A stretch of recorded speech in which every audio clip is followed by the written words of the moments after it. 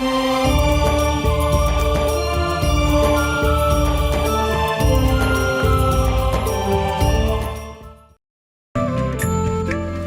वो संत नहीं है, वो दिखे संत, क्योंकि ऊपर के दिखावे से या इस सत्संग वचन सुना देने से संत नहीं होता। संत के बहुत ही ज़्यादा गहरे जो लक्षण होते हैं वो जन साधारण की पहुंच से दूर होते हैं। एक तो संत का ज्ञान से पहचान होता है, संत की और असंत की उसके वचनों से, उसके सत्संगों से पहचान होती है। और सदग्रंथों में तो और भी बहुत सी पहचान बताई है कि उल्टे लटके हुए संसार रूपी वृक्ष को जो भिन्न भिन्न बता देगा स वेदवित वो तत्वदर्शी संत है। गीता जी अध्याय नंबर 15 के श्लोक नंबर 1 में यही ज्ञान दिया है। और संत की और असंत की पहचान उसके ऊपर के दिखावे से नहीं होती, ऊपर के आडंबर से नहीं होती, उसके ज्ञान से होती है। और फिर समाधान के मंत्र से होती है।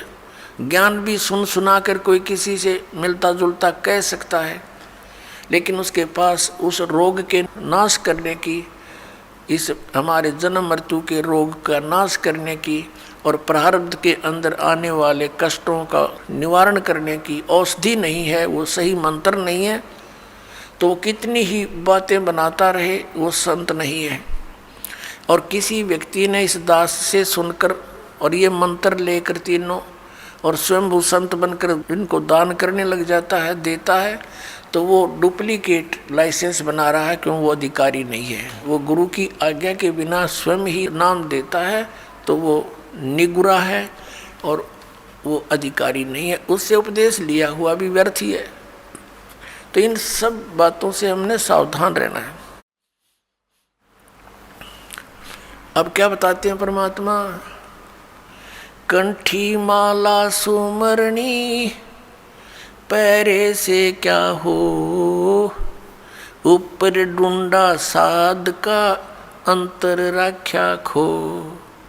ऊपर तो साध का डूंडा पीट रखा, जैसे कंठी माला तिलक दाढ़ी दूढ़ी बढ़ा रखी, लाल कपड़े डाल रखे, ऐसा दिखे जैसे बड़ा महापुरुष होगा, और अंदर भक्ति ना ज्ञान एक आने का।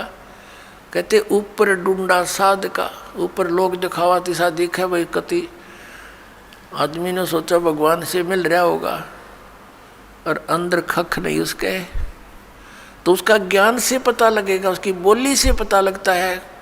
जैसे धर्मदास जी को जब ज्ञान हुआ, आदरणीय धर्मदास साहिब जी को, और परमात्मा उनसे बिछुड़ गए थे, उसके वियोग में संतों से मिलते थे और उन संतों से प्रश्न करते थे वो कि ब्रह्मा विष्णु महेश के माता पिता कौन हैं।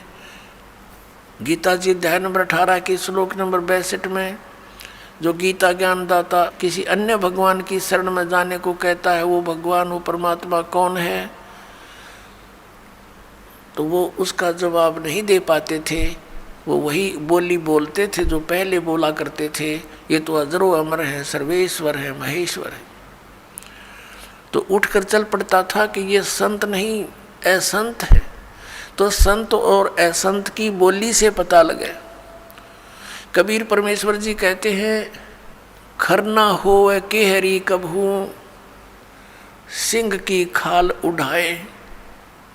यदि गधे को सिंह की यानी शेर की खाल पहना दी, ऊपर का कवर उसका, वो उस मात्र से सिंह नहीं बन जाता, शेर नहीं बन जाता, दिखता शेर है बिल्कुल।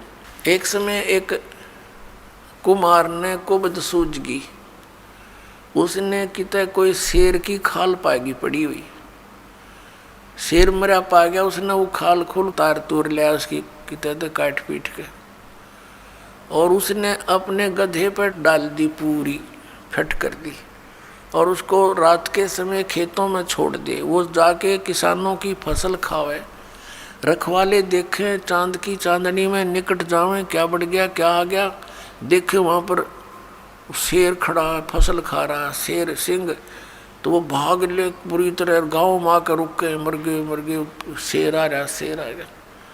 अब रखवालों ने उधर जाना भी छोड़ दिया कि रात न शेर आवर फसल खावे। काफ़ी चर्चा का विषय बन गया। एक दूसरे कुम्हार को पता चला कि भाई शेर फसल तो खा नहीं सकता, देखते हैं कोई गधे पर खाल ना डाल रखी हो किसी ने। उसने सोचा कि भी चल पहचान करते हैं, गांव वालों से कहा भी चलो आज शेर पकड़ते हैं। वो कहने लगे नहीं भाई नहीं, उधर नहीं जाना। वो कहने लगा भी चलो तुम मेरे साथ चलो, वृक्षों पर बैठ जाना ऊंचे चढ़कर। वो 2-4 गधे ले गया अपने, और जहाँ वो शेर आता था उसी के आसपास वो गधे छोड़ दिए और वो बैठ के ऊपर वृक्षों पर। अब डर उसको भी था, कुम्हार को भी, कहीं सचमुच एक शेर ना हो, चलिया तो पहचान हो जाएगी, बेगा गधे ने खा लेगा और क्या होगा। तो थोड़ी देर के बाद उन गधों ने अपनी बोली बोली, हू करने लगे। वो शेर भी ला गया हू करने।